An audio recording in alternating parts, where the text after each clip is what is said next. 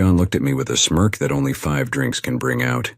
So, you're gonna let them push you out of town without getting even?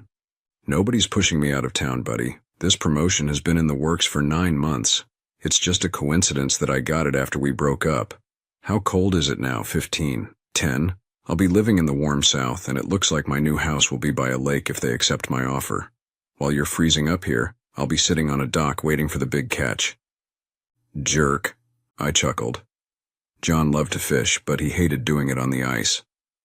I really wish I could bring him and his wife Adele with me. He was the closest thing I'd ever have to a brother, and his wife was a saint. His saint appeared just then, ordering a drink and taking off her jacket. Wow, I froze out there. It slipped out before I thought, I sure hope not. She blushed and laughed. I once told her in a drunken haze that her behind was the standard all women should be measured by. Her hug told me she wasn't mad, but she still teased me about it from time to time. She loved doing it when we were out in public at a restaurant or club. How about her? I glanced at the attractive woman and smirked. Nah, a bit too flat to be perfect. Still beautiful, though. It was an ongoing joke with us. If she wasn't bringing it up, John was, just to watch me turn red. John kissed her and told her we were discussing my payback. She frowned, and I laughed. You need to keep him off those websites. They give him strange ideas. I'm not doing anything dumb enough to land me in jail or make me go broke. In 2 more months, I'll be living the good life, and she'll still be stuck here in this frozen wasteland with Bubba. I mean, seriously, Bubba. Could it get any more stereotypical? Then I chuckled. Besides, I think I've already gotten them pretty well, don't you? It was as cliché and unfortunate as it could get. I came home in the middle of the day and caught them in bed. I'll admit, for a moment, I had fury in my eyes, but then I calmed down and pulled out my phone. They were so wrapped up in their world that they didn't even notice I was there. Once I had taken enough pictures, it dawned on me. Martha hated being cold and wet more than anything. It was lightly snowing, and the temperature was in the low 20s. I pulled the waterproof cover off the spigot in the garage and hooked up the hose. Since we were outside the city limits, we still had a well, and this time of year, that water was nearly freezing. I had just enough hose to reach the bedroom doorway, and I waited until he announced he was about to finish before hitting him with a full blast of water. He yelled and rolled off Martha. To this day, I don't think he managed to finish. When he moved, I gave her a good spray, too. They were both screaming and flailing. Bubba tried grabbing his clothes, but I kept spraying him. It became too much for him, so he bolted out of the house into the snowstorm, completely naked. He tried to open his truck's door, but I had wisely locked it beforehand. Standing just inside the garage, I kept spraying him every time he tried to get back in. He was shouting and pleading, and the neighbors came out to see what the fuss was about. One of the wives wanted me to stop, but my next-door neighbor, a retired cop, just grinned and grabbed his own hose. We took turns soaking him until the police arrived. The officers threw him into the car, and if it hadn't been for my neighbor, I would have been in serious trouble. He told the cops that Bubba had been threatening me, which was true. Bubba was yelling about how he was going to beat me up while dodging the water, and that I was using non-lethal force to keep him away. The sergeant just grinned and asked if I wanted to press charges. I declined and even let him retrieve his clothes. My wife was huddled on the sofa, wrapped in every blanket we had, still shivering. The officer's grin widened. Bubba got a free trip to the hospital for treatment for exposure. Everyone in our small town heard about the incident before nightfall. I stayed at my mom's place and called Martha, telling her she had 3 days to move out. She protested, but my mother got the police involved again, and since the house was in her name, Martha had no choice but to leave. The divorce was anything but smooth, and she nearly had a breakdown when she discovered we didn't actually own the house. In the end, I gave her the car she insisted on, and half of everything we had accumulated, and by we I mean me. She ended up in a small apartment living off the lump sum I paid instead of alimony, trying to secure a job before the money ran out. John grinned at the memory. Yeah, he'll never live that one down. And what did your mom do? Man, that was priceless. Bubba became a running joke. Whenever he got mouthy at work, they'd threaten to drench him with buckets of water. Women would giggle when they saw him, and one even asked him in front of a bunch of people at the bar if he was still suffering from shrinkage, or if it was always that small. He tried to slap her and ended up wearing half a dozen cold drinks, and the bar owners kicked him out. He brooded for a while, and after drinking enough came up with a brilliant plan. He'd go to my mom's house and whip me to prove how tough he was. He pounded on the door, shouting for Mom to send me out, or he'd take it out on her. The flaw in his plan was that I had already moved back to my old house. Mom told him calmly to wait by the door, and like the fool he was, he did. A few minutes later, she came around the side of the house with her garden hose and drenched him. She'd already called the cops, and by the time they arrived, he was chasing her down the street, yelling. He collapsed just as she darted into a neighbor's house, and they slammed the door behind her. Mom was laughing hysterically. "Goodness, is that guy out of shape? I was practically walking at the end so he could keep up. Tammy, I bet you won't make fun of me running 5Ks again." The police threw him into the back of the car. He begged for a blanket or for them to turn the heat on, but they kept the car off while they took statements. It took forever, and he started turning blue, so they called EMTs, who wrapped him in a space blanket and took him to the hospital. Once again, he was treated for hypothermia, and the officers made it very clear that if anything like this happened again, they'd be in no rush to respond. Then they arrested him for making threats, trespassing, attempted assault, and public intoxication. He was 3 times over the legal limit when tested at the hospital. It took him 3 weeks to get out of lockup, and by then he had lost his job. On the flip side, he'd gained a new nickname. Bubba was gone for good. From that point on, everyone called him Hoser. He brought it all on himself, and honestly, I couldn't have imagined a better outcome.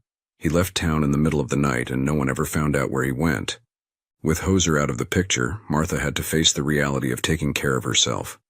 She tried everything to force a reconciliation, but it was too little, too late. By that time, I was already settled into my new job.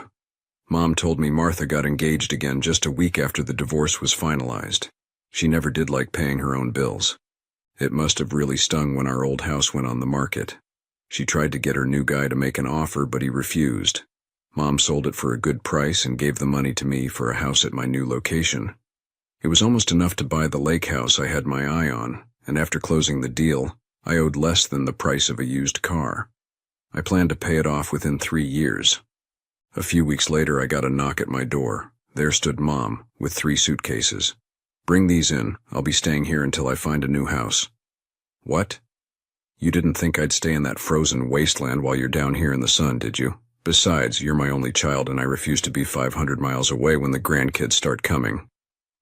My grandparents had passed and left her their home, a 2-story brick house on 2 acres. She got our old house in the divorce from my dad, who vanished before he ever paid a cent of child support. Mom, being smart, kept the paperwork up to date. When they found him 4 years later, he owed a huge sum. The judge made him pay it all back, adding 15% a month to the support he now had to pay, or he'd go to jail. By the time I graduated from college, he still owed for 2 years, and she refused to forgive it. I guess that's where I get my stubbornness. When my grandmother passed, Mom moved into their house and gave me hers. In hindsight, I'm glad we never finalized the paperwork. There was a new subdivision on the ridge above the lake, and Mom found a cozy 2-bedroom retirement cottage that conveniently had a perfect view down to my place. I noticed an expensive pair of binoculars on her deck one day, and she blushed, claiming she had recently taken up birdwatching. 5 months later, I was still the Yankee who moved into the old Smith place, but Mom had quickly become part of the local circle. In less than 3 months, she knew all the town gossip. She got her new friends involved, and suddenly I started receiving invitations to meet her circle. By pure coincidence, there was always a lovely young woman there who was conveniently between relationships. Most of the time, they were as uncomfortable as I was, but I did manage to make a couple of good friends out of the whole thing. Friends who didn't mind showing up in bikinis and spending the night.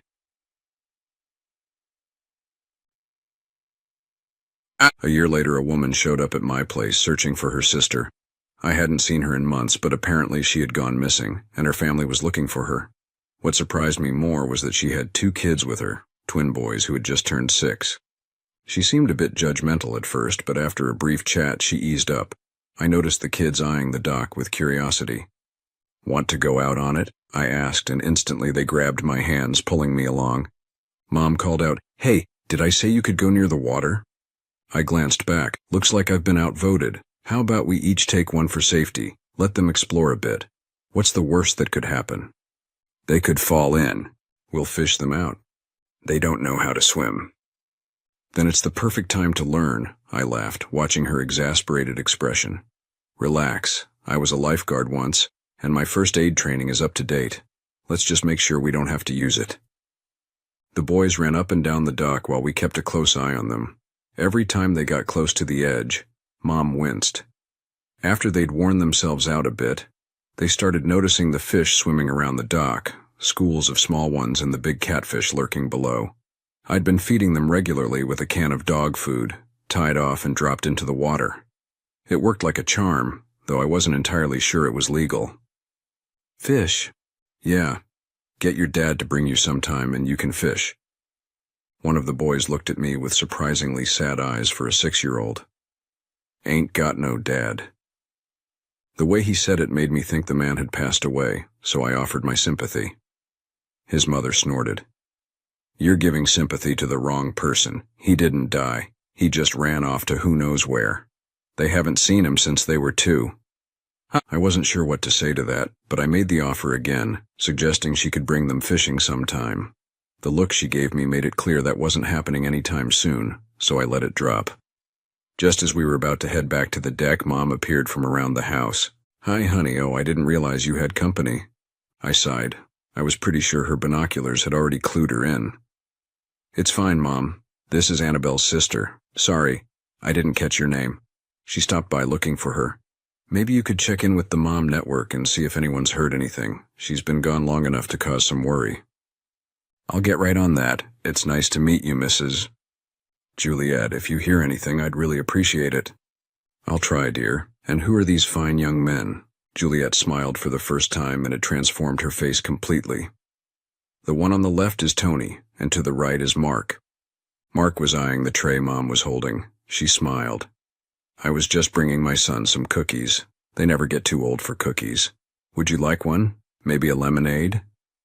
Juliet looked embarrassed and tried to decline. Nonsense, one cookie won't hurt them. If it did, Al would have been long gone.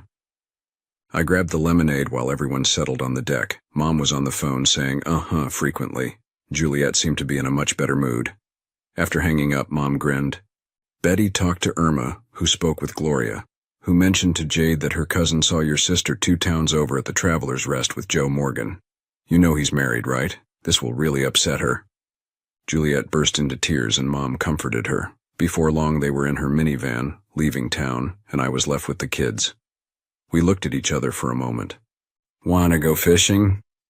They were eager to fish. I pulled out a couple of lightweight rods and grabbed some worms from my worm farm. A plastic tub I kept stocked with night crawlers and compost. I also got 2 life jackets from my boat. There's only one of me, so I want you to be safe. With these jackets, if you fall in, you'll pop right back up like a cork. Now pay attention. They tried their best, and Mark even caught a 2-pound catfish. He wanted to keep it, but when I asked if he was going to clean and cook it, he decided to release it after I took his picture. Tony felt a bit left out until he caught a nice-sized crappie and got his picture taken too. After an hour, they started to tire, so we packed up. I returned the surviving worms to the tub and took them inside to clean up. They smelled like fish and bait, so I put them in my whirlpool tub and turned on the jets. They squealed and laughed as I washed their clothes. Soon both the boys and their clothes would be clean and dry. Their clothes had just begun drying when they got out, so I helped dry them as best as I could, and they put on a couple of my t-shirts which hung down to their knees. Once I settled them on the sofa and turned on the cartoon channel, I went to check on their clothes. By the time I returned, they were snuggled up against each other, sound asleep. Not sure what else to do, I started preparing dinner. Pork chops on the grill with charred corn, one of my favorites. I also warmed up some leftover baked beans. I was so focused on cooking that I didn't hear the car pull up. Juliet stormed onto the deck, visibly upset, with Mom trailing behind and grinning. Before Juliet could say anything, Mom asked what had happened. The boys woke up from the commotion and ran to their mom, excitedly recounting their fishing adventure, getting dirty, and taking a bath in my whirlpool tub. Mom had stepped back to gather their clothes and dress them. I tried to divert Juliet's attention. Did you find Annabelle? Tears welled up in her eyes. She's involved in selling stolen goods, and that awful boyfriend of hers is her accomplice. It got pretty heated, especially when I called his wife and informed her of his whereabouts. She arrived shortly after us and caused a scene until the police arrived.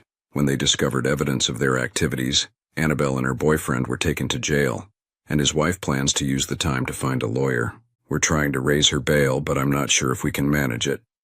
She wasn't into anything illegal when I knew her. What changed? She fell for the wrong guy. He got her involved in selling stolen items and she never looked back. Talk to the DA, see if he can arrange a plea deal. If there was a significant amount of stolen goods in the room, she might be facing a felony charge. There was a substantial amount. They were there specifically to meet their supplier. I noticed Mom and the boys heading toward the patio door. Here come your kids. Try to put on a brave face and enjoy the meal. I'm sure cooking is the last thing on your mind right now. I lit some candles to keep the mosquitoes away. The boys devoured their food, their clean clothes splattered with barbecue sauce and butter, and Mom didn't complain once, beaming at their joy. Later, we lit a fire and let them roast marshmallows, with Mom helping Mark and Juliet assisting Tony. I smiled, thinking that passing boats might see it as just another cheerful family gathering. Exhausted, I had to carry the boys to the car, strapping them in and promising they could return any time Mommy said it was okay, as long as she came along too. Juliet smiled and gave both Mom and me kisses on the cheek. When their taillights disappeared over the hill, we went back inside and started making coffee. She's very pretty. Yes, she is. And those boys are just adorable. They are. She's had a tough time since her husband disappeared. Mom. What? Stop, okay? Yes, she's lovely and the kids are wonderful, but she's carrying a lot of unresolved anger. Until she works through that, she won't be ready for a new relationship. I'm not interested in trying to fix anyone right now. It might be worth the effort. Then you take it on. I regretted saying that immediately.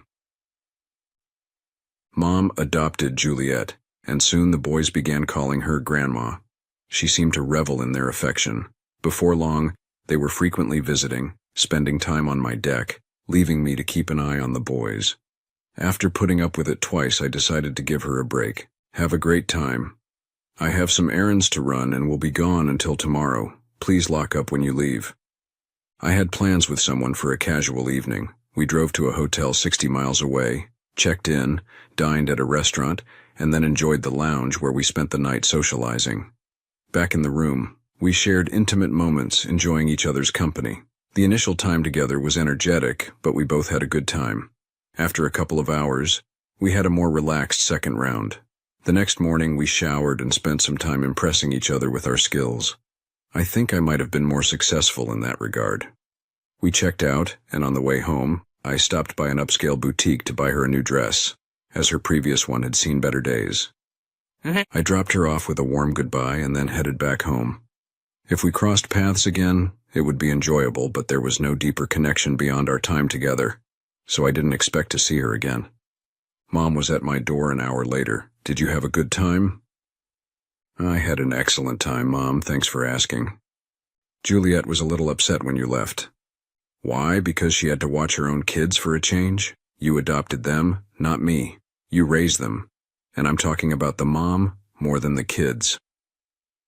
Mom was more than a little hot. That was uncalled for.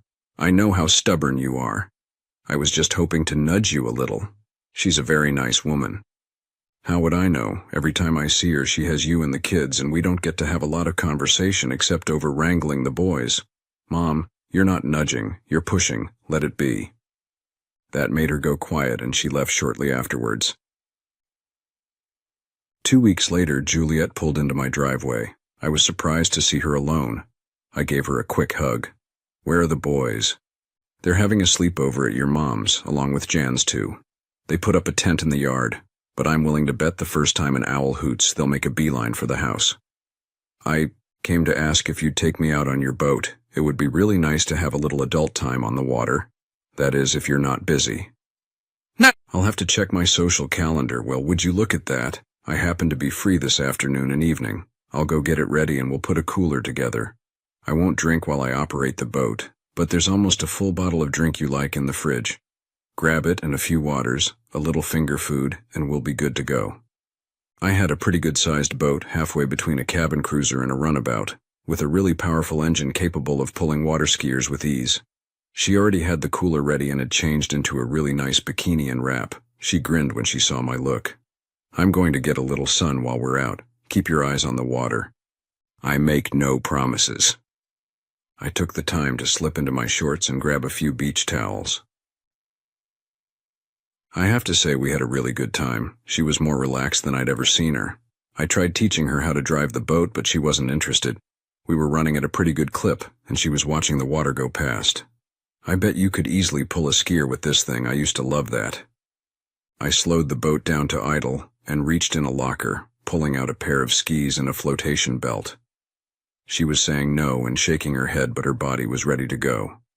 It took her a couple of attempts to stand, but in 30 minutes she was having a ball. I noticed a couple of boats going by, and the guys were whooping, but I put it down to a pretty woman in a little bikini until I reached down to help her into the boat. Her bikini was tiny, and she was pretty well endowed, and the friction of the water and the wind had dragged her top down. I grinned and told her she might want to make a wardrobe adjustment. She looked down, but instead of screaming, she giggled. "That explains the guys going by me. I guess I gave them a show, huh?" Just as she said it, a boatload of kids, high school and college guys, motored by. One was leaning almost off the boat. "Show your breast!" He screamed it to wild laughter, and instead of getting mad, she stepped to the side of the boat and jerked her top off, twirling it around over her head. Then she turned around and grabbed her bottoms, tugging them until they were just a band between her cheeks, and bent over. They almost hit another boat. She skipped back under the canopy out of their sight, and I hit the throttle, going wide open until they were completely out of sight. "So you're an exhibitionist now? You complaining?" "Not in the least. Feel free to exhibit everything you're comfortable with around me. I'll never complain." She was about to put her top on, grinned, and tossed it down. "I'm gonna get some sun. Don't let me burn." "How am I supposed to do that?" Juliet rolled her eyes. "You can start by making sure I have enough sunblock." I killed the engines and dropped the anchor in a small cove. "I can do that for you." There was a little platform on the front of the boat specifically for situations like this. It was below the deck line, and you couldn't be seen by passing boats. She lay down, and I noted she hadn't pulled her bikini back into place. In the mood to tease, I started at her toes and went up to just short of her butt, turning her over and doing the same thing. Then I did her neck, back, and all of her front except for the peaks that stood high and proud. "Why didn't you do the good parts?" "Because I hate the taste of suntan oil," I said as I kissed her breast, putting a lot of pressure on it and biting down gently. She shrieked and came almost all the way off the platform. For the next 30 minutes we rolled on and off the platform, and at the end I had Juliet up on her knees with her breasts hanging off the side of the boat. If anyone had passed by, they would have gotten an eyeful, as well as a lesson in dirty talk. I finished and dragged her back down with me to cuddle. We stayed on the lake for another couple of hours before having round 2 on my bed. She dozed off, and I called Mom to make sure she had the boys. She giggled and told me she did, and I told her Juliet was taking a nap. Then I asked her to give us a couple of hours before bringing the boys down for dinner. I did all the prep, made the sides, let the steaks marinate and rest until it was time to get her up. I kissed her awake, and once she got conscious, she lunged off the bed. "The boys, I'm late." I stopped her by giving her a kiss. "They're just fine. Mom is bringing them down in about 30 minutes, so I suggest you hit the shower and get presentable. I'm going to start the coals." By the time Mom and the boys arrived, Juliet was dressed in her shorts and one of my tees, her hair up in a wet ponytail. Mom grinned at her and she flamed red. Then they locked down on each other in a big hug. I took the boys outside with me so they could have the talk. They both came out grinning and sat at the table sipping tea until I plated the food. Then Mom pulled out the banana pudding she had slipped down and hidden in the fridge while we were on the lake. Mom and I both got nice hugs from Juliet and the boys, as well as a few kisses from her when the boys weren't paying attention. We watched as the taillights disappeared around the bend. Mom grinned at me. "Not now, let me process this for a day or two." She kissed me on the cheek and left, practically skipping up the hill. Juliet and I started dating. She was a bit unpredictable at first, and it took her a few months to adjust to a man that treated her with respect. She lived with me on the weekends, while the boys spent their time between us and Mom's house. I'd turned them into pretty good fishermen and deckhands. On their birthday, we had a party for them. They seemed popular because I had about 20 kids and their parents swarming my house, while Mom and Juliet played hostess. Mom baked 2 kinds of cakes, saying every child should have his own cake, and while Tony liked red velvet, Mark liked lemon. The kids all took a small slice of each, and the parents with us weren't shy about accepting a slice. I met some pretty nice people, and a few couples were invited to a day on the lake, sans kids, in a couple of weeks. I'd gotten the boys really nice, lightweight rods, short enough for them to handle, and soon the fathers that were along were helping me wrangle kids on the dock while they beat the water. All my baiting played off, and they all caught little bream or crappie. As the afternoon wore on, we lit the grills and had a meal. Dogs, burgers, brats, a bunch of pork chops, and some chicken breasts while Juliet and Mom laid out the sides. The baked beans were a big hit, and I knew a few t-shirts weren't going to survive the stains, but nobody seemed to mind. Then we built a fire in my pit, and they got to roast marshmallows and make s'mores. Most of them had to be carried when they left. Mom took the boys in for their baths, and Jules and I finally got a chance to sit. We both sighed as we kicked off our shoes. Mom came out 45 minutes later and woke us up, telling us she was leaving. We barely made it through showers before we collapsed into bed. I was surprised when Mom joined us on the boat with the other couples we'd invited, and she wasn't alone. Hiram seemed like a nice guy, and it was plain he was smitten with Mom, so I relaxed. We rode around for a couple hours before pulling up to a small island, building a fire in the ring provided, and ate a leisurely meal. They wouldn't let me do anything, saying I was due to be pampered. Jules, Mom, and the other wives and girlfriends waited on me hand and foot. The drinks came out, and soon the girls were off to themselves, laughing and giggling, when one shrieked, "You didn't!" and they all burst out laughing. I was wondering if I was going to have to issue life vests as we helped a couple onto the boat. Jules had a pretty nice bikini, as well as Jenny and a woman named Charisma. Alice had on a modest but high-cut yellow one-piece, and I wondered if there was a bikini top ever made that could hold her breasts in. 44D, her husband bragged later. They were all sitting up front at the sunken sunbathing spot when a bunch of college-age or better men went by. They noticed the women, and the guy driving the boat almost laid it over, turning around. They cruised back slowly, whistling and howling, before one stood up, wobbling wildly. "Show your breasts." They were laughing, we were laughing, and suddenly Jules and Jenny stood, whipping off their tops and spinning them above their heads. Charisma jumped up next, then Alice looked at her husband and grinned, standing up and pulling her top down, spilling one impressive set of breasts. The boys were screaming, and then came the icing on the cake. Mom shocked us all when jumped up and popped her top. "Nice breasts, Grandma," they screamed. By then we were by them, and I sped up before they could turn. It took a couple of miles before the girls all had their tops back on. The husbands were laughing, which relaxed me. You never knew when you would find a jealous jerk. That incident was laughed about for years. I made a couple of good friends, fishing and golfing buddies. Usually the wives or girlfriends would show up at my house and sunbathe, keeping an eye on the kids as they swarmed around. Summer finally ended, and we took a couple of cruises to enjoy the fall foliage. Jules was still just spending the weekend with me, while the boys and I were hoping they would all move in permanently. The first few times I brought it up, she brushed me off, saying she just wasn't ready. Then the rumors started. She was seen with the same man 3 times, once in a restaurant in the next town over and twice in local clubs. Mom was the one who told me. She had tears in her eyes. "It might be nothing, son, but I felt you deserved to know." A firm believer in seeing is believing, I dropped by the 4 clubs in our town. They weren't at any of them, but I saw her car at the 3rd after I decided to go home. She must have gotten there late. They were cheek to cheek on the floor, no space between them, and he was rubbing her butt through those tight jeans. I watched for half an hour until they went outside. I gave it a few minutes and walked out, stopping by her car.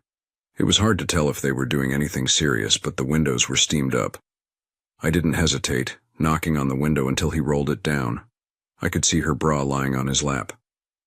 "What you want, idiot?" "Oh, nothing. Just wanted to say hello to Juliet. I'll be on my way now. You two have fun." Her eyes went wide when she heard me speak, but by then I was walking away.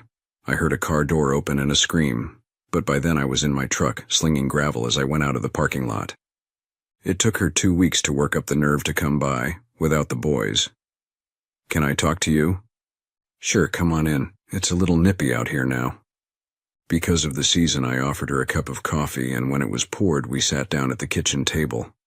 She took a few sips before she started speaking. "Want me to tell you about it?" "Not particularly, but if you feel the need to unburden yourself, go ahead." I think the answer surprised her. I never promised we were exclusive. "You're right. On the other hand, you never told me you were seeing someone else." "Of is it Elsa's?" "It's just Gary." "Well, that'll make me sleep better. I had myself tested the Friday afterwards, just got the results back. I'm clean." "He's clean. Why are you being nasty?" "You haven't seen the edge of nasty yet. Do you have feelings for him?" "Yes, no, I'm confused."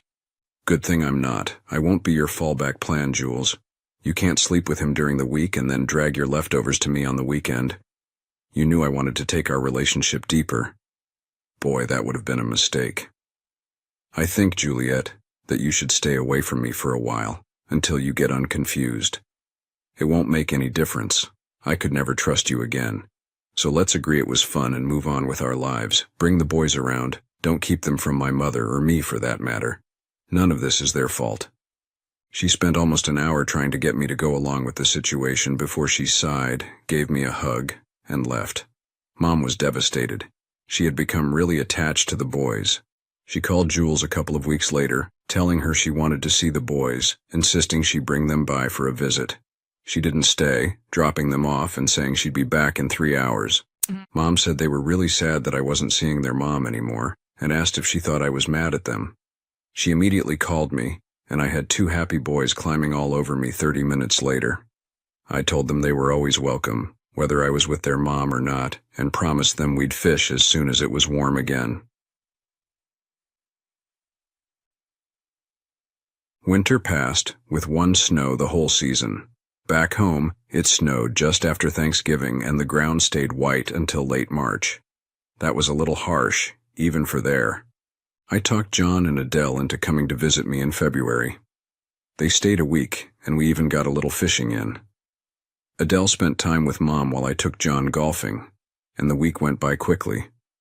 They talked about how much they hated going back, so I made my pitch. "Move down here. I can get John a job where I work, probably for more than he's making now, and the cost of living is pretty low. Both your parents are retired and living even farther south, so you probably would get to see them more. I got plenty of room, so you can stay with me until you find something you like. Think about it." I didn't tell them I'd gotten a promotion and was now the assistant plant manager, with a good raise and some nice perks. They promised to think about it, but I knew John wouldn't come. He liked his job and had a big network of friends. Adele would have moved in a heartbeat. They had married right after she graduated from high school 8 years ago. I wondered why they didn't have kids yet. She was 26 and John was a few years older, and the clock had to be ticking. I asked Mom about it about a week after they left. A look of sadness crossed her face. "They can't have kids, honey. Some kind of disease caused John not to be able to father children. Adele wants to adopt, but he's not too keen on it." "Why? If it was me, I'd be all for it, especially if my wife wanted it." She shrugged. "Men are different, honey. He might think that every time he looks at an adopted child it would remind him he couldn't give her one. You never know." "I guess you didn't. I dated pretty regularly. Being one of the most eligible bachelors in the area helped, I guess. And even though at least 3 had wanted to take the relationship deeper, there wasn't enough spark to make me consider it." Mom was getting desperate. Then something happened that changed my life. I got a call in the middle of the night, not understanding a thing the woman was trying to say. She finally calmed down and told me I needed to get up there. John was sick. I tried to soothe Adele as much as I could over the phone, then called Mom. She was with me on the plane. Mom had always been fond of John and Adele, calling him her second son, and Adele the daughter she never had. We rented a car at the airport, and an hour later we were pulling into their drive. Adele met us at the door, melting into Mom's arms, sobbing. I found John propped up on the couch. I knew looking at him he wasn't long for this world. Always a little chunky but with plenty of muscles, he looked like he might weigh 150 or less. His skin was kind of gray and his breathing was labored. He still grinned when he saw me. I know, I look bad. He had cancer and it had spread fast. He resisted going to the doctor until it was too late. and there was nothing they could do for him but send him home and write a prescription for pain medications. They gave him 3 months 5 months ago. I sat by his bed and we talked all night, remembering things we'd done, places we'd gone, friends we never saw anymore, rambling from one subject to the next, laughing at times, quietly weeping at others. Towards morning he grabbed my hand. "Take care of her, dude, promise me." I gave him my solemn pledge and he relaxed. Later the next day he gave me a folder. Everything she's gonna need: insurance information, banking. I paid for the funeral the week after I found out. She's not going to be thinking clearly, so you need to guide her. I tried to brush it off. "We have plenty of time for that, you need to hold on." By then he was in a hospital bed in the den, and he grinned. "You always were an optimist." That night he passed in his sleep with his wife holding his hands. He was 33 and she was 27. The rest was a blur. I notified the funeral home and they sent someone to collect the body. The police were called out and the coroner looked him over in the morgue, before rubber stamping the death certificate. We followed his instructions to the letter, and I was surprised at the turnout. Then again, everybody that knew him loved him. I sat on one side of her during the funeral and her father sat on the other. Mom was beside me, and Adele's mother was beside her. I used up all the vacation time I had, guiding her through the paperwork that always follows a death.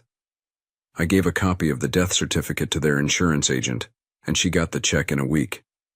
The agent was a friend and it was pretty cut and dried. I finally had to go back to work and Mom promised to stay with her for a while. She stayed 3 weeks and when she came home, Adele was with her.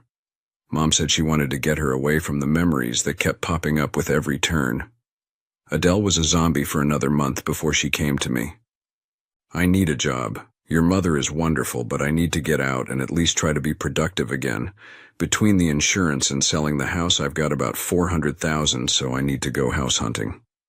I was overjoyed she was going to stay down here. I told her how happy I was and she gave me a rare smile. "I'd have moved down here when you offered." John was the stubborn one. I don't think I could have faced another winter there, especially alone.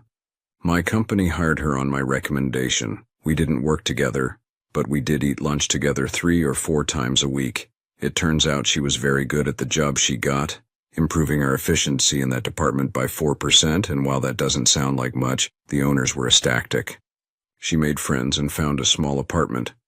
"It's all I need for right now. I think I'd like to live on the lake, so maybe we could go see some properties after I'm settled in. I'd like your opinion." I saw her once at one of the clubs at a girls' night out. She was laughing, and on the dance floor, almost constantly, but I noted she never slow danced with anyone, and never accepted drinks. She and John had been joined at the hip from the time she was 15, so I imagined the club scene and her dating skills were a little rusty. We talked about it the next Monday during lunch. "I saw you Saturday. You still got your moves, girl." Adele blushed before grinning. "Why didn't you come over? I'd have loved to dance with you." "I was in the pool room in the darts tournament, did pretty good until this Brit showed up. I don't know if they invented the game, but they sure know how to throw. Besides, I didn't want old memories overshadowing new." Her face was somber. "I did have a good time, but when I got home I felt guilty." "You shouldn't. It's been almost a year since we lost him and you had a lot of good years. I'd kill to have a woman love me like you loved him, but he's gone and you're still here, still young, and you deserve happiness." He was probably laughing, watching. "Why haven't you found someone else? You're not repulsive, have a good job and a house on the lake. I figured some local would have snapped you up any minute." "I came close a couple of times, but they didn't work out. I have to believe she's out there somewhere, but she's doing a pretty good job of hiding right now." "I wouldn't worry much. As soon as you stop looking, you'll find her. She was probably right under your nose the whole time. If she is, the military needs to hire her immediately, as a camouflage expert." We talked about other things and then went back to work. Winter came again, and Adele thought she found her second Mr. Right. He was personable, always ready with a joke, and pretty good looking according to Mom. Something about him set my teeth on edge, but she seemed happy and I marked it up to misplaced loyalty to my old friend. They started dating in the fall, and by February he was living in her apartment and she confided to Mom she was expecting a ring soon. I wasn't thrilled with the news, but if she was happy, then I was glad for her. Then the cracks started appearing. He lost his job and was in no hurry to find another. After all, Adele had plenty of money for both of them. At first it was gas money while he searched for work. Then she put him on her phone plan and paid that bill. If they wanted to go out, it was always on her dime. She was down one day at work and I asked her why. The story came out, then she dropped the bombshell. He says we can't have lunch together anymore. Said it didn't look good for a woman in a committed relationship to spend so much time with another man. I took a deep breath and made sure I didn't blurt out what I was thinking, but I was pretty sharp. We've been friends for 15 years, long before he came on the scene. If you want to give that friendship up, I have no choice but to go along, but I have to tell you it would be bad. I've kept my nose out of your relationship, but I need to tell you this. The guy's a loser, Adele. Tell him if he doesn't want you going out to lunch with friends, he should do something, like maybe get a job and pay his own bills. Then take any extra money and spend it on you. Maybe take you to lunch himself a few times a week on his dime.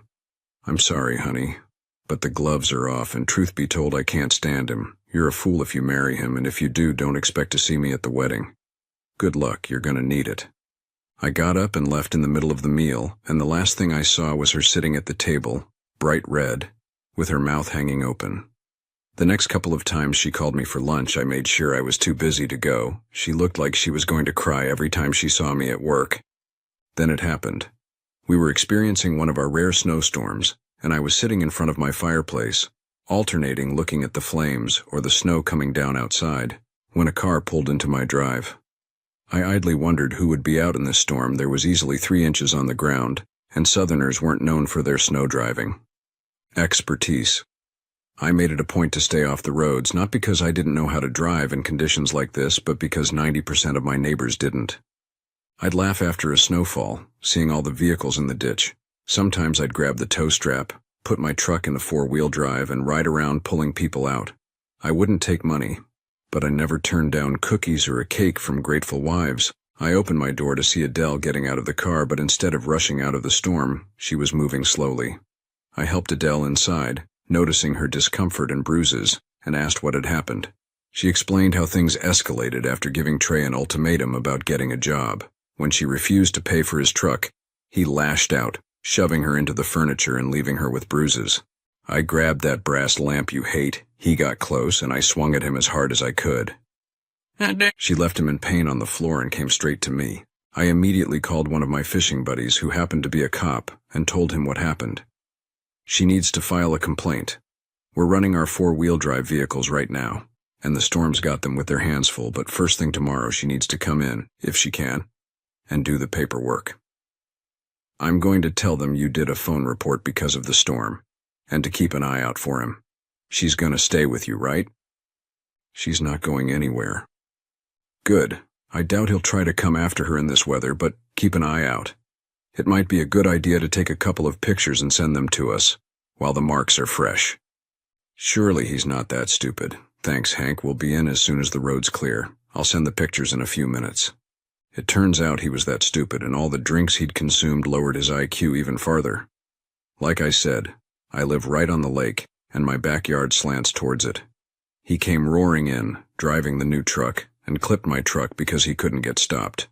That sent him into a spin, sliding towards the water, and by the time he got stopped, the rear end was in the lake, and it didn't matter how hard he gunned it, it wasn't moving. He came staggering up the hill, slipping, sliding, and falling down 3 times before he made it to the door. Addie had called the cops, and they told us not to answer the door, so we ignored his screaming and pounding. Then he got smart and walked into my open garage and pounded on that door, screaming about what he was going to do to both of us. We didn't want to escalate things, but when he grabbed a hammer and started smashing the door, we had no choice. I grabbed what I could, a strong rod, and when Adele opened the door, I swung. He dropped the hammer and stumbled back, clearly in pain. Adele and I kept at it until the situation took a turn, and that's when the police showed up to bring the whole thing to an end. He took in the damage to my truck, the other truck in the water, and came in. The hammer was on the floor, the dents were on the door, and he yelled for us to stop. I did, throwing the rod down, but Addie got about 3 good licks in before she dropped hers. The deputy had him in handcuffs in no time, as he lay on the floor. He gave the guy a look of disgust. "Dude, are you crying?" I'd say grow a set, but the woman in there would probably beat them off of you. Sir, you are under arrest for trespassing, damaging personal property, attempted breaking and entering, assault on a female, general assault, and whatever else I can come up with between here and the jail. Your life just turned bad. Now don't say a goddamn thing between here and the jail to protect your rights, you understand? He left him lying in the cold garage while he took our statements. Then I had to help pick him up to get him into the back of the SUV.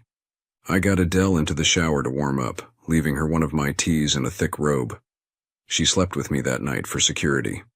Still, it felt mighty fine to have her snuggled up to me. I woke before her the next morning to see Mom in our kitchen, grinning like crazy. The grin went away when I told her what happened. Put some coffee on and start breakfast. I've got some major mothering to do. They didn't come out until breakfast was done, and I was surprised that Adele ate as much as she did. They had scraped most of the roads by the afternoon, and Mom took her home in my truck to gather a few things.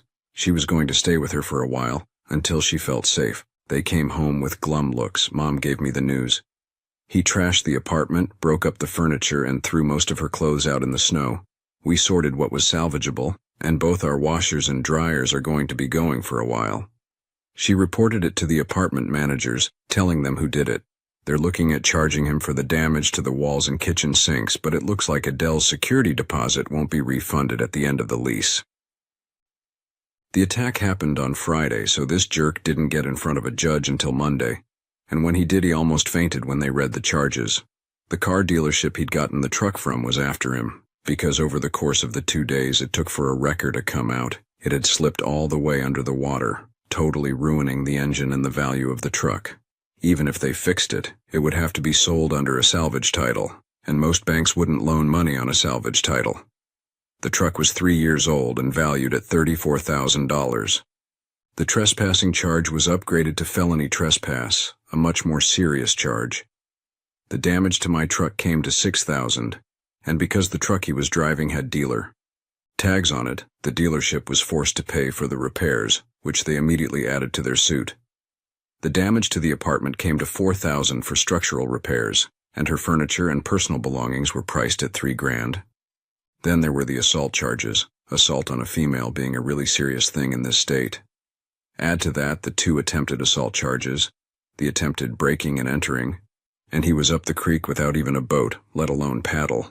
His bail was set at $200,000, something he had no way of raising, even the 10% a bail bondsman would require. The judge asked him why he was covered in purple stripes, and when he found out the reason, he almost didn't hold in his laughter. Fishing rods? Boy, your face looks like it went through a grinder. I hope they fade over time. A lot didn't. When he went to trial 5 months later, there were still marks on his face and arms, and a lot more on his body that the clothes hid. He couldn't afford a lawyer, and his public defender told him his best option was to make a plea deal. The DA lumped everything serious together and dropped some of the lesser charges, but he'll have to do 4 years before he's eligible for a parole hearing. When everyone involved hit him with civil suits, there were a lot of judgments against him. When he gets out, he'll be about $120,000 in debt. No one involved figured they'd never see a dime unless he won a lottery or inherited a bunch of money, but it would keep him from getting anything that requires payments for at least 7 years. Adele had to go into therapy over her fear. It took almost a year before she was anything close to back to normal, and she went through safety courses. Mom kept her for 6 months, and she spent a lot of time with me, sleeping in the guest room. That usually lasted until about midnight before she would slip into bed and snuggle. It always made me happy and sad at the same time. It got a little awkward one night when I had the woman I was seeing over, and Adele showed up unannounced. By then, she had her own key, so she just unlocked the door and walked in. Banty, a nickname she got from being so small like a bantam chicken, and I were in the preliminaries of what I hoped was going to be a very nice night. I had her top off and her arms pinned at her side, biting gently on her tiny breast. She was screaming and threatening to do bad things to me, but that reduced to a coo once I got her in my mouth. Adele yelled something to me as she came in, took one look at us, turned around, and ran out. I had to close the door behind her. Banty was giving me the evil eye, wanting to know why that girl had a key to my house. She calmed down when I told her the story of my long relationship with Adele, all the way back to grade school, and how her husband had been my best friend. I finished with the incident that led to her having a key, so she would always have a safe place to go. She giggled. My hero, who knew a fishing rod could be such a vicious weapon. If her ex didn't, he does now. The cops told me some of the whelps we raised were permanent, for the rest of his life inside prison and out. Every time he thinks about doing something foolish, I hope they hurt. All right. Call her and tell her to get her back here. I want to meet your sister. It took an hour to coax her back to the house. Banty met her at the door with a big hug and a kiss on the cheek, and whispered in her ear.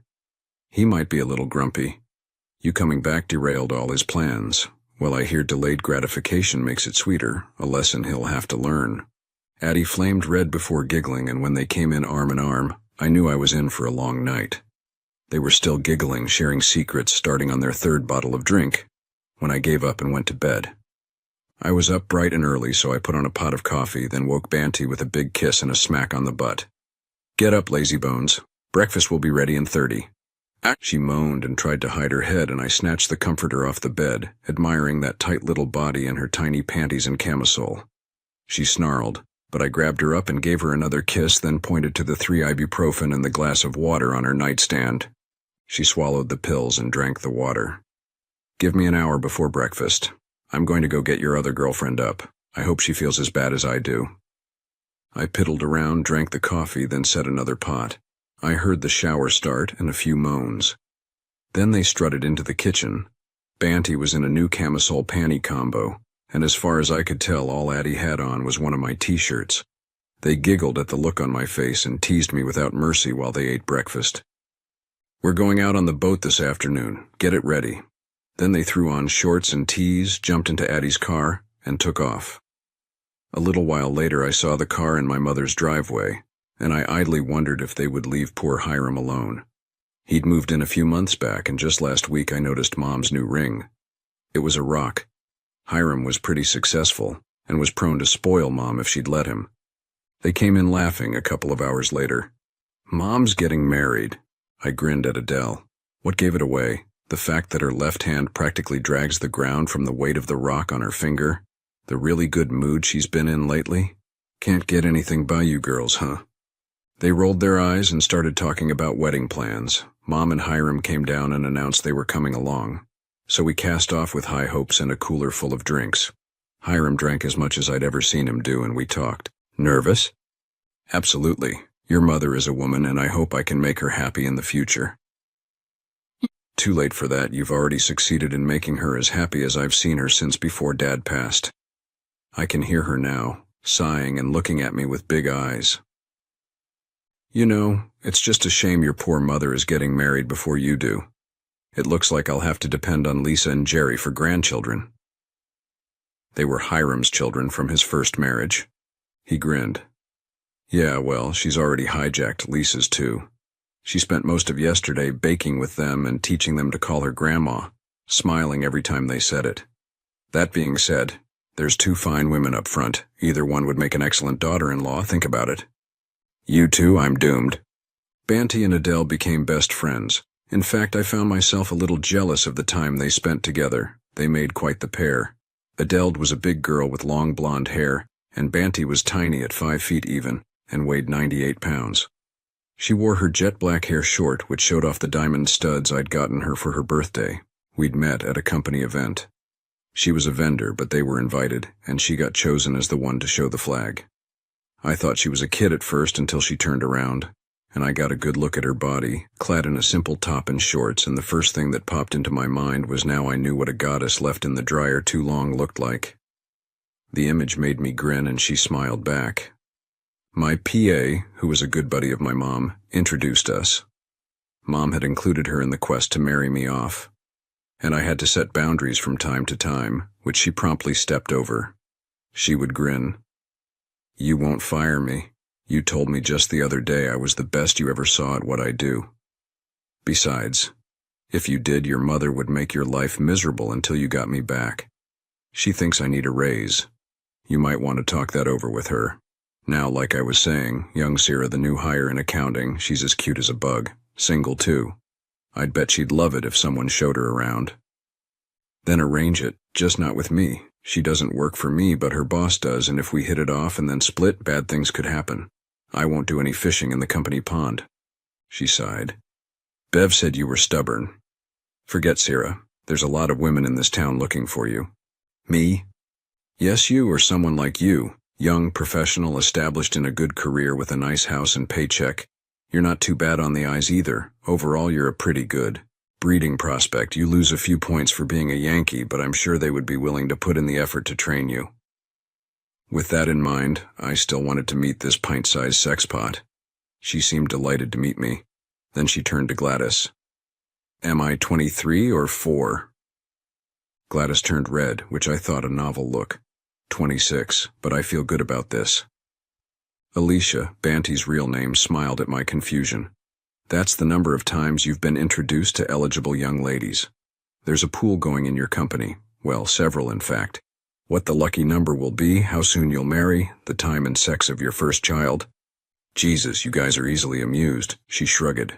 It's a small town. There's not a lot going on. We'll cut to the chase. I'm 27, never been married, have 3 brothers and 1 sister, a good job, and of course I'm smoking hot in the sack. Good information to have. I'm sure you know everything about me down to the size of my underwear, but I'll hit the high spots. I'm 34, been married once and it didn't end well, own my own home at the lake. Love to fish and spend time on the water, and if we get together I'll determine your level of hotness firsthand. You prefer knit boxers, in a 34 waist, lake fishing is boring. Give me a stream and a fly rod anytime. I prefer to hunt my fish, not sit in a boat swill and drink and hoping something commits suicide on my hook. Well then, we shall agree to disagree. There's something soothing about sitting in the middle of the night and listening to the sounds of nature under a full moon. If you're a stalker, I'm more of an ambush predator, knowing the nature and habits of my prey, silently waiting for the opportunity to strike without warning. Then I'll keep a close eye on you. I don't want to fall into traps. Let's get some water and find a shady spot and discuss it further. I grinned. Typical Southerner, choosing the shade to conduct business when it's hot and in the sun when it's cold. Practicality developed over the ages. I turned around to speak to Gladys and found her gone. Where did Gladys go? I can still see her smirk, probably to tell whoever took 26 they're about to be a good bit richer. And that was the beginning of our relationship. We talked for another hour, until she had to leave. I stood to tell her goodbye, and she jumped into my arms, laying a really nice kiss on me. She wriggled loose and grinned. Just a sample. Are your lips tingling? I tried to keep it down. I wouldn't want you burnt on first contact. I was still trying to form words when she ran off. I turned around to see Gladys and 6 of the office ladies grinning at me.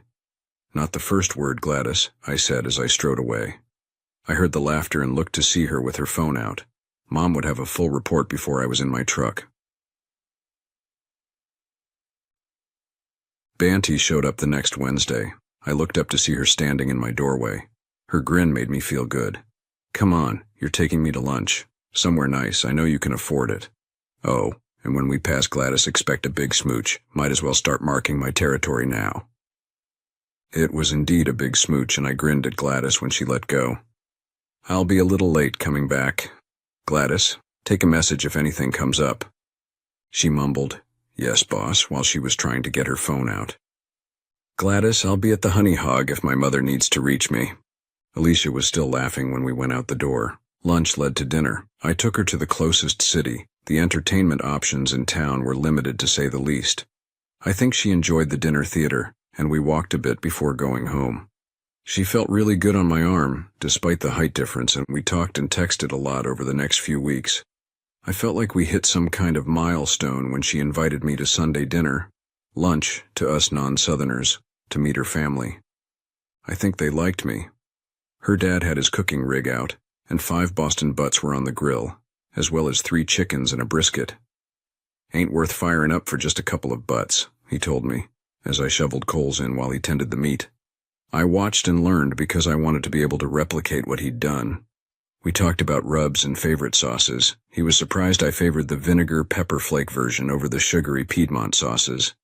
I'd been with him for 45 minutes before we were both confronted by a very pissed-off woman. That's enough, Daddy. Let him loose. Mom hasn't had her chance yet. He kissed her cheek and grinned. He ain't bad, honey, for a Yankee. I wondered if that was a seal of approval.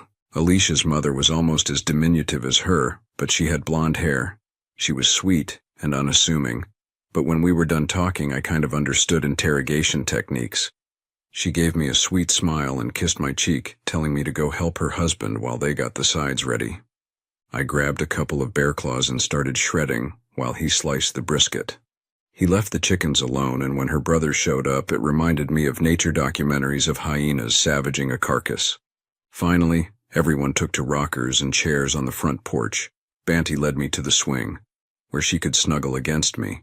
We talked about everything under the sun, and fishing came up. Suddenly it appeared her brothers, wives, and in the case of one, girlfriend, were going out on our boat the next Saturday. Dad and Mom were going out with us the next. Later, as I took her home, I couldn't help giving her a little dig. Our boat? Yes, you silly man, our boat. I need you to get used to the fact that I've got my claws in you now and I ain't letting go. Do I have any say in this? Yes. You need to learn to say, yes, dear, pretty often. But if you can't feel what I feel, take me home.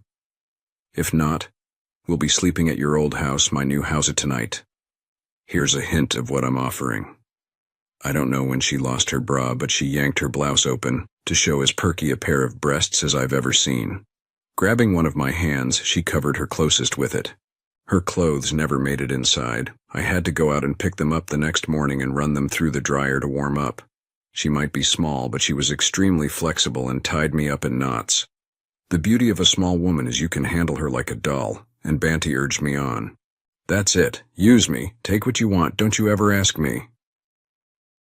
I tested that theory the next morning, waking her with a breast in my mouth. Honey, I need a show. What you need is to stop talking while I love you. I smacked her tiny butt for emphasis. She locked down on me. That ain't never gonna happen. If you're doing it right, I scream like a banshee, and if you don't like to hear me talk dirty, you need to gag me.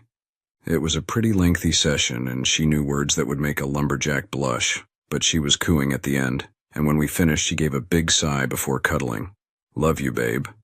It hit her what she said, and she shrieked, running into the bathroom. I was right behind her, and she tried to hide in the shower. Say it again. I didn't mean... I smacked her butt, and she squealed, and it wasn't with pleasure. Unless you want a red ass, say it again.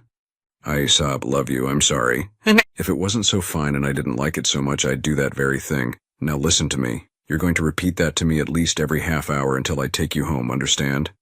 When I think you mean it, I'll say it back. She was full on crying by then, so I started the shower and bathed her gently as she snuffled, kissing various parts, just to ensure cleanliness. Banty had recovered by the time we were done, and her grin was back. She put on one of my dress shirts and it went to her knees. I noticed there was only one button fastened. Her phone dinged and she grinned. I love you. Better. Now then, breakfast? She giggled and flitted around the kitchen, getting familiar with it as I finished cooking. She grinned at her plate. Grits? I've acquired the taste. Shut up and eat. We were washing up when the doorbell rang. I'll get it. She was off like a shot, me right behind her. At least she had buttoned up the shirt. There stood Mom, looking at us quizzically before grinning. Introduce me, honey. I didn't get the chance. Banty grabbed her hand. Hi, Mom. I'm Alicia, but most called me Banty because of my size. I'm your future daughter-in-law, when your son gets smart enough to ask me. Mom's smile split her face as she hugged her. He's a little slow sometimes, honey, but he usually gets to where he needs to go. She stopped long enough to kiss my cheek. Make us a fresh pot of coffee, hun. Alicia and I may be together for a while. I'm sure you have something pressing you need to do outside for an hour or so, right? Banished from my own house, but every good general knows that when he's outnumbered and outgunned, his best option is to quit the field. So I put the pot on and went out to wash the boat down. Mom was walking out the door when I came up from the dock. She was smiling and she kissed my cheek. Then she gave me a warning. Don't screw this up. Banty was grinning, but before she could speak, her phone chimed again. I love you. I picked her up, kissing her cheek. I love you too, baby. You and Mom set a date yet? When she stopped crying, she gave me another smirk. No, we have to get my mom on board. I'll be calling her now. We'll be at your mother's house until this evening, so order takeout and we'll all be over by 6. Then she was out the door and gone. I went out on the boat, cruising along and thinking about life. Then I decided fate was giving me a golden opportunity at happiness. and I needed to make sure it went well. The Chinese food arrived just after I got back, and they were walking through the door 5 minutes later. Binoculars. They had reinforcements. Banty's older sister and Adele. She was the first child and Alicia was the last, so there were 8 years between them. She was also about 5'10". I grinned at Alicia. Maybe they should have nicknamed you Runty. I'm hoping the palm print on my jaw will fade before I have to go to work. The word was out by the time I got to work. There was an email from one of the floor managers thanking me for being so stubborn. Seems like he picked 26 in the pool. Gladys gave me a big kiss. Remember to tell everyone I was the one who introduced you. When's the wedding? I don't know, didn't the girls call you last night for an opinion? I'll just show up when they tell me to. She preened a little. We're thinking about the last weekend in June. It'll be a little warm by then, but we can work with it. Here's your message. Well, I apparently no longer had control of my life. It kind of ate at me, and it didn't help the way they pushed their agenda. It was 2 weeks later, and I was once again being subjected to yet another round of wedding plans from the moms, the sister, Adele, Gladys, and a couple more I wasn't sure I knew. They'd ask my opinion twice and then laughed as they overrode me, and I'd suddenly had enough. I walked to the door. Where are you going? We're not done yet. First, I don't know where I'm going, just away from here, and we're a lot closer to being done than any of you realize. Alicia, where's your ring? Have I ever once said, Alicia, will you marry me? Let's take the guesswork out, shall we? No, you don't have a ring, and no, I've never really asked. You just assumed and took off, then you all run over me like a penny on a train track and expect me to just nod my head and say, yes, ma'am? Not gonna happen. Not now, not ever. You need to think about that for a few days and get back to me. Think hard. Their eyes had gotten progressively wider, and both Mothers and Alicia looked like they were about to faint. I was out the door and gone, cutting ruts through my grass because they had blocked me in. I bet when they tried to call they felt mighty foolish when it rang from the coffee table. I stayed away 4 days, calling out from work and taking 2 vacation days before I went back. It took hitting the ATM 3 times to pay for a new wardrobe and a couple of motel rooms. I went north, figuring they would never look in that direction. It surprised me when a state trooper pulled me over on the 3rd day, checking my registration and license. Sir, do you know you've been reported missing? No, not at all. What am I missing? I'm of legal age, have no attachments. Why should it matter to anyone where I am? My company knows because I requested vacation time, but they're the only ones I have to answer to. She kind of stepped back at the irritation in my voice, then she gave me the paperwork back. Very well, sir.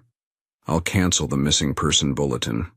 I don't know what's going on in your life, and frankly, it's none of the state's business, but someone was concerned enough to fill out the report. Might be a good idea to call home, but that's your choice. Drive carefully, and have a good day. She was on the radio when I pulled away, so I turned around at the next overpass, going back the way I came. The look on Gladys's face was priceless when I came through the office doors Wednesday. My office now. Leave your cell phone in your desk drawer if you want to continue working here, Gladys. I watched as she picked it up and slid it into her desk. She looked like she was going to an execution when I had her sit. A few new rules, Gladys. I like you. You're excellent at your job, and it would be hard to replace you. But if you don't stay out of my private business, if you keep telling Mom and Alicia my every move, that's what will happen. Do you understand? She looked absolutely miserable, but she nodded her head. Not good enough. I need you to say it out loud. I promise what happens in the office stays in the office, and I won't meddle in your personal life ever again. Thank you, Gladys. Now catch me up on what I missed. She relaxed as we talked business and went on to address the small fires that broke out while I was gone. An hour later, she buzzed me. Reggie wants to see you when you have the time. Reggie was the plant manager, and when you have the time was code for right now. He asked how my vacation went, offered me coffee, then seemed unusually nervous. Look, Al, I don't want to interfere in... Which one got to you? Mom, Alicia, Gladys? None of them. Hiram dropped me a line about how upset... He stopped surprised when I stood up. You know, Reggie, I like you, and I like it here. This was a dream job for me. But I made a promise to myself that if my personal and professional life ever became entangled, I'd walk away from both. 2 weeks is enough notice. If not, I can give you a month, but that's it. I'll send you and HR an email just as soon as I get back to my desk. Goodbye, Reggie. His eyes were wide and he was stuttering as I walked out. He called me as soon as I got back to my office, and I put him on speaker as I went through my files, boxing anything personal. He went from pleading to demanding, and I laughed. What have you got to threaten me with, Reg? My job? That ship sailed 30 minutes ago. Push me and I go to corporate and ask them when an employee's personal life became of interest to a vice president. How do you think that would fly? He hung up on me. Gladys was crying when I walked out at the end of the day. Then she started apologizing. You can stop, Gladys. I know you meant me no harm, and I'm not holding anything you did against you because I think you really thought you had my best interests at heart, but take a lesson from this. No matter who it is, think hard before you interfere in their lives. See you tomorrow. I knew Mom would be watching for me, but it was 2 hours before she worked up the nerve to come over. She seemed as tentative as I'd ever seen her, her forceful character muted for once. Hi, Mom, I said as I opened the door and kissed her on the cheek. Want some coffee? The tears started falling before it was finished brewing. Did we screw everything up? Not quite, but you did a bang-up job at the start. Did you really think I'd be bulldozed along? I keep forgetting you're just like your father, quiet, accommodating, until something goes against your beliefs. It never occurred to any of us that you might react like you did. Poor Alicia is devastated. She hasn't worked all week because all she can do is cry. Do you still love her? Yes, but it seems she loved her ego a bit more than me. Don't say that. That girl loves you heart and soul. Right now, if you'd tell her you wanted her to wear a burlap sack and cover her face with mud at the altar, she'd do it if it meant getting married. Interesting imagery. Let me think about it for a minute. Nope, doesn't appeal to me. Got anything else? Just this. The slap had my ears ringing and my eyes blurred. If she leaves you, you deserve it. Act with your heart for a change and not your logic. Yes, we all got carried away. But I think you gave us a reality check none of us will ever forget. I love you, son, but right now I don't like you very much. I was still trying to clear my eyes when she slammed the door, thinking I agreed with her. Right this minute I didn't like her very much either. 20 minutes later I called Banty. I heard her gasp as she realized it was me. My house. Now. If you want to save this relationship, that is. It took her 15 minutes and I could see her on the phone as she got out. Getting an update from Mom, no doubt. Her hair was listless, her eyes were dull, and her clothes just seemed to hang there. I opened the door, and it suddenly occurred to me I was tired of seeing fear in a woman's eyes when they talked to me. I pointed at the sofa and tears sprang in her eyes as I took the recliner. So what have we learned from this mess, Alicia? That hit her hard. I never called her by her real name unless it was something serious. I don't know about you, but I've learned a lot in the last few days. I learned you have a line I'd better not cross, and I need to know where it is a little better to keep this from happening again. I've also learned my attitude that helps me so much with business won't work in a personal situation. I never meant to push you away, honey, but the more you let me run, the more I took you for granted. That will never happen again. She ran out of steam, so I started. Know what I learned? I learned that I'm a little too easy when it comes to love. I just wanted you to be happy, but not when it comes to making me sad, or angry, especially angry. I apologize if this blindsided you, but really, did you think I'd just keep rolling over? Know what I think? I think we need to learn to communicate a little better, or we're doomed from the start. I fully intend to invest the rest of my life with you, and it's hard to talk with a tongue that isn't yours in your mouth, so I stopped trying. We didn't immediately fall into bed and have wild make-up intimacy. That happened the next morning. We mostly snuggled and talked. Children came up and I told her I'd like at least 2 and she laughed. I'm the youngest of 5. Mom is the 3rd oldest of 7 and Dad has 4 brothers and 3 sisters. I don't think I want that many, but 4 is a nice round number. She moved in the next week, so we were basically an established couple by the time the wedding rolled around. I went back to work after an executive vice president from the home office called. I expect you back to work Monday. Reggie told me what happened, sort of, and I read between the lines a bit. I can give my utmost assurances that your private life will remain private from now on. You're the future, Al. Reggie is retiring in 2 years, and we've already decided you're taking his place. I'm also giving you a 5% raise to show how serious I am. Now get back to work. My relationship with Reggie never really recovered, but we got along. Reggie got a big send-off when he retired, and I was just settling into my new office when Gladys came in grinning. I'd brought her with me, giving her a raise because of her new responsibilities. I knew that grin by now. She knew something I didn't and was about to burst. Your wife is here. Shall I send her in? Just for the fun of it, I ought to tell you to keep her out, but that wouldn't end well for anyone. I wondered what that was about. If Banty wanted to see me, she usually just walked in. She came in and had both mothers with her, and it scared me. She grinned. Relax, honey. This is good news, I hope. I just got back from the doctor. We're going to have a baby. 7 months from now, you'll be holding your son or daughter, or maybe both. Twins do run in the family. I almost fainted. We'd been trying for a year, and after 8 months we went for tests. Her doctor gave us the news. Your swimmers could qualify for the Olympics, Al. Alicia, if you were any more fertile, you could raise crops in your womb. You guys need to relax. Your first will come along any time now. And now they were here. Yes, twins really did run in her family, and we had one each. The moms were over the moon, and Addie cried her eyes out when we passed them to her. She could still have children, but the window was closing, and after the abusive jerk, she was a lot more cautious about relationships. Banty used as much of her maternity leaves as she could, and when it ran out, she just never went back. We could well afford it, and it seemed to work best all the way round. If it got too much, and if she felt overwhelmed at times, one of the moms would swoop in and give her some breathing room. We ran into Juliet on the street one day, when the twins were almost 1. I was pushing the top-of-the-line double stroller Mom had gifted us, and Banty was strolling along, holding my arm. She looked at Banty, the babies, and me, then burst into tears, regretting missed opportunities, I suspect. Banty asked me who she was and then smiled sadly. You snooze, you lose.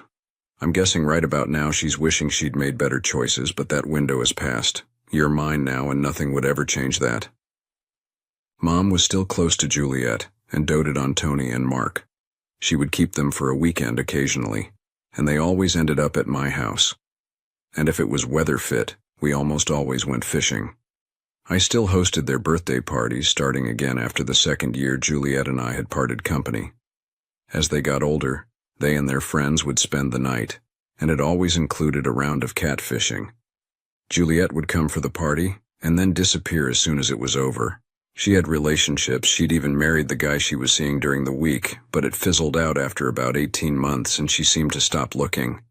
Though still based at home, I'd gotten a promotion and was now a regional manager in charge of 4 facilities.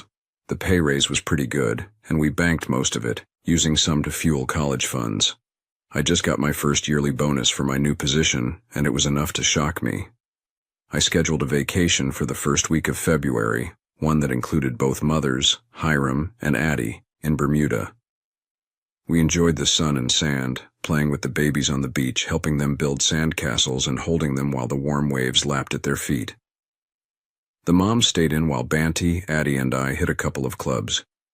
Motherhood had been good to Banty, upgrading her breast from a mouthful to more than a mouthful, although I always tried to get the whole thing in my mouth. Adele was 31 by then, still lean, still beautiful, and still had that killer butt. She got hit on a lot, and she'd smile, dance with the guy if she liked him, but shot the majority of them down. One got a little aggressive and wouldn't let go of her arm. I think the look on my face told him it was a bad idea.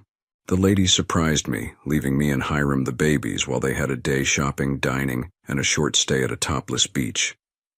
This was after a 4-drink lunch, and they forgot sunblock. They stumbled, giggling and holding on to each other, gave me a bunch of kisses, and went straight to bed. I noticed the next day they seemed uncomfortable, and found out they were all a little sunburned. Our rental had a bit of a private beach, so the first thing they did after lunch was lose their tops and grab the sunblock. They laughed at the look on my face, then turned red when I told the moms they still had it, and Adele was as impressive as I always thought she'd be. Banty looked a little grumpy until I snatched her up and latched down, swallowing one breast. The rest of the ladies screamed as she ran into the ocean, then right behind her. I'm sure there was talk at the country club. Hiram just stood with his mouth hanging open. I bet the girls at the country club got an earful and word of their tan circulated. A lot of ladies ended up demanding a vacation somewhere sunny, preferably clothing optional. The kids had just turned 3 and were trying to prove perpetual motion was more than a theory. I was on an overnight trip to one of the production facilities because they were having a few problems, and it was starting to show up in production. The problem was management, and I ended up staying another night to put out fires, firing the assistant manager for, among other things, inappropriate actions and conversations with his employees, both male and female. A few knew if it came down to complaining it would be their word against his, and they taped some of them. I listened to one, then I escorted him out of the building and banned him from the property, bumped a floor manager and a lead person up and left. I always called home every day, and I called the morning I left to tell Banty when I'd be home, but it went to voicemail. That happened once in a while, so it didn't bother me too much. What did bother me was the amount of cars in my driveway. I ended up parking on the street. The place was full of friends and relatives, and I wondered if this was some kind of surprise party. Then Mom and Addie appeared, red-eyed and crying. It was stupid, senseless, and it took me a long time to accept it. Mom came by and got the kids, taking them shopping with her. She mostly did it to give Banty a little break in the day. We'd gotten a new boat, and she decided to take the time to clean it while she had an opportunity. It was early March, warm that day, though the wind was pretty gusty. Mom found her floating face down in the water by the pier. When she pulled her to shore, she knew by looking it was too late, but she called 911 instantly, doing chest compression until they got there. The EMTs tried everything, but it was too late.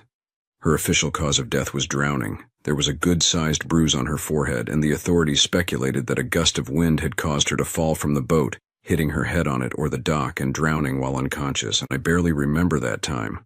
The funeral was packed. Banty was well liked in the community, and I was a prominent figure in the business community. I don't think anyone attended for business reasons, more to show their support.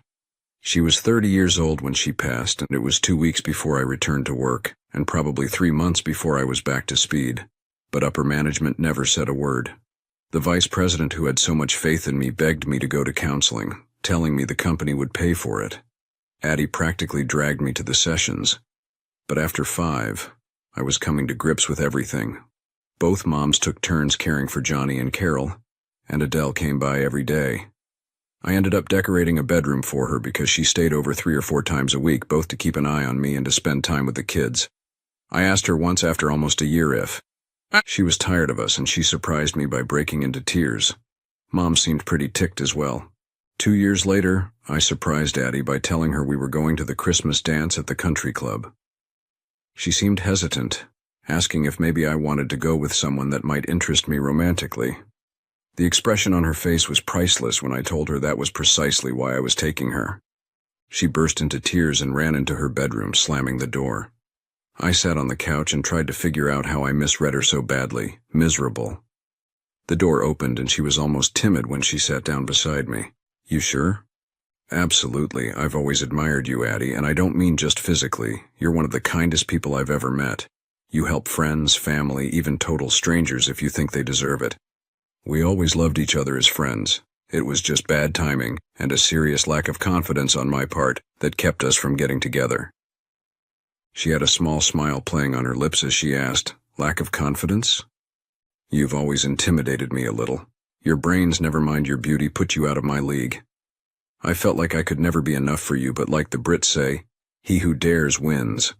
So I finally screwed up the nerve to tell you how I feel. I loved my first wife, and I loved Banty much more, but she's gone, and I'm past mourning.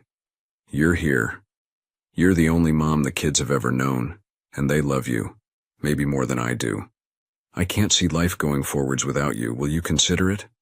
The kiss nearly knocked me unconscious. It was that intense. When she let me up for air, she grinned. "On reflection, I think you may be right, so I have a proposal for you. When it comes to us, let me do the thinking. Yes, we will go to the Christmas ball, and Grandma will be keeping our babies for the night. We will not be sleeping in separate beds ever again. Understand? Now's a good time to start practicing saying, 'Yes, honey. Yes, honey.' Good boy, let's practice some more, shall we? You are somewhere down the line going to give me a ring, right? Yes, honey. Soon. Yes, honey. One last thing before we end this session. We're not getting any younger, and while we love the twins, I think we should add another child soon. Yes, honey. You're such a good boy. Now, before I call your mother and give her the news she's been wanting to hear for a year, I think you should practice your kissing. Agreed? Yes, honey. Mom was over the moon, and plans began immediately. I thought it would be a little awkward with Banty's parents, so I called her mother. I could hear the grin over the phone. I already know, dummy. We're happy for you, and it's what our daughter would have wanted, to see you with someone you love. Your mom and I have it under control, so don't worry. I know Addie's parents have passed away, so we decided to adopt her. I'll be handling the mother of the bride responsibilities, and hubby will be walking her down the aisle. Your babies will be the flower girl and ring bearer. Well then, 2 of Banty's brothers were groomsmen, and as I stood at the altar that May afternoon and watched Addie float down the aisle, our kids in front, dolled up in a nice dress and a little suit, and knew I'd never be happier than I was right this minute. What made it even better was the 2-month bulge under the dress. The doctor thought it might be twins.